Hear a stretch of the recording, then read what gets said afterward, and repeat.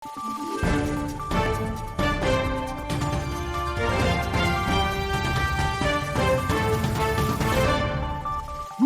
araw, Pilipinas! Ito ang Valiente News hatid sa inyo ng Office of the Vice President.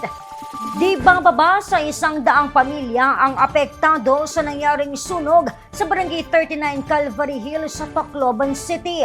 Agad namang umaksyon ng OVP Eastern Visayas Satellite Office at naghatid ng tulong sa mga apektadong residente. Si Brian Latasa sa report. Agad na tumulak ang mga kawani ng Office of the Vice President Eastern Visayas Satellite Office sa Barangay 39 Calvary Hill, Tacloban City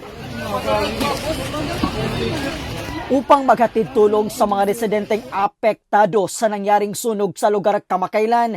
5 kilo na bigas ang natanggap ng di bababa sa 100 na mga apektadong pamilya na mahagi rin ng mainit na pagkain ang tanggapan.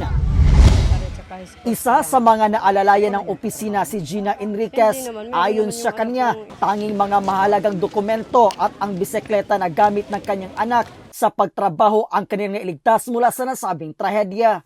Nasa bus terminal ako nagtitinda ng itlog at saka mineral. Tapos tumawag ang anak ko na sabi ng anak ko, Mama, nasusunog na daw ang bahay natin. Ang ginawa ko naman, tumakbo ako. Tapos wala pa sa akin nagpapasakay. Pumilit na talaga ako sumakay para makarating na ako sa bahay. Pagdating ko sa bahay, yun na. Pagtingin ko na, apoy na, wala na akong magawa. Ratol na ang ang isipan ko. Naisalba ko, number 1 ko yun na tinawag sana ko na habang ako nandun sa nagbibiyahe sa jeep. Yung bag ko, kailangan yung kasi nandun yung mga importanteng gamit ko, kagaya ng ID, yung bike niya, yung pinaghanap buhayan ng aking babae. Muntik na nga yun makalimutan nung pagtingin ko sa kanya. Sabi ko na, yung bike mo. Yun, parang hindi pa nga niya kayang buhatin. Sa ngayon, di pa rin makapaniwala si Gina na naging abo ang lahat ng kanyang mga naipundar.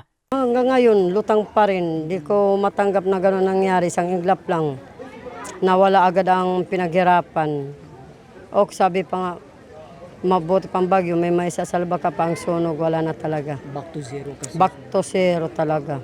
Pasalamat ako kay Lord na lahat naman ng mga anak ko nakaligtas. Ipinagpapasalamat naman ni Gina ang agarang tulong na hatid ng tanggapan ng pangalawang Pangulo sa pamumuno ni Inday Sara Duterte. Hamon din kasi umano para sa kanilang pamilya ang araw-araw na pagkain, lalo't wala siyang hanap buhay sa ngayon. Malaking tulong na rin ito sa amin para kahit makaano sa mga anak ko. Makapagkain-kain namin araw-araw. Kasi ngayon talaga, lutang pa talaga ako. Gusto ko man maghanap buhay. Paano ako makapaghanap buhay? Yun nga ang kalagayan namin ngayon. Wala kaming bahay. Hello po, Inday Sara. Maraming salamat po dito sa ibinigay mo sa amin tulong. Malaking tulong na po ito sa amin. Mula po dito sa Tacloban City, ako po si Brian Latasa. Ang lahat para sa Diyos, bayan at pamilyang Pilipino. Valiente News.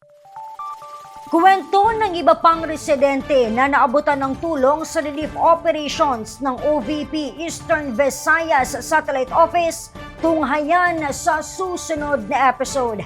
Ako si Claudette Loreto para sa makabuluhan, naninindigan at matapang na mga ulat at impormasyon.